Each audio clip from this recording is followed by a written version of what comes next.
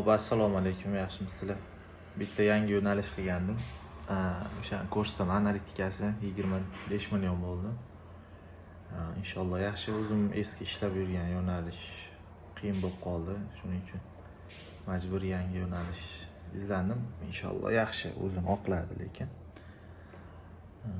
U yo'nalishimda raqobat ko'payib ketdi. Kanallar juda ko'payib ketdi, sifatsiz kanallar ko'payib ketdi. Shuni hisobiga rekomendatsiya yo'nalishda juda past kamayib ketdi. Tak, bo'lmasa kanalni ko'rsataman inshaalloh. Monetizatsiyasi bor, yaqinda yongan. Ketdik. Tak, endi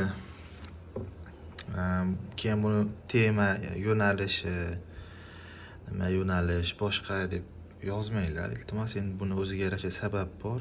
Ko'pchilik tushunadi. Baribir aytmayman. Bo'lmasa, mana analitikasi 25 million. Hop. 26 million 745 ming bo'ldi. Mana. Endi monetizatsiyasini ko'rsataman, monet yongan. Mana.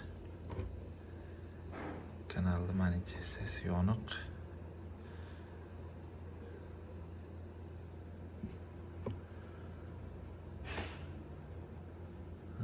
Inshaalloh yaxshi ketyapti. Doim izlanish kerak.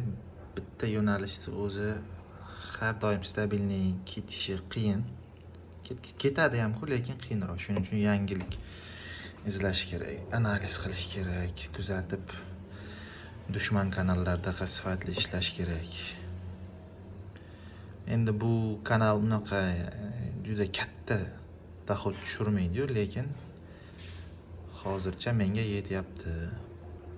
Ishlashidan qoniqyapman.